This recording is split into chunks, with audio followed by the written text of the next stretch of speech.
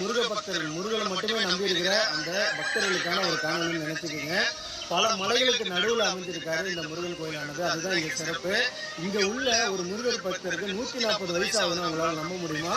அவர் இன்று வரைக்கும் வந்து பாத்தீங்கன்னா வர பக்தர்களுக்கு விபூதி விட்டு ஆசீர்வாதம் பண்ணிட்டு இருக்காருன்னா உங்களால நம்ப முடியுமா?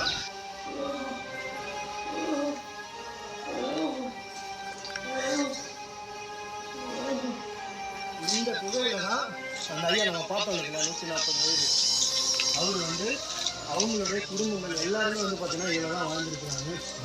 பயங்கரமாக இருக்கு.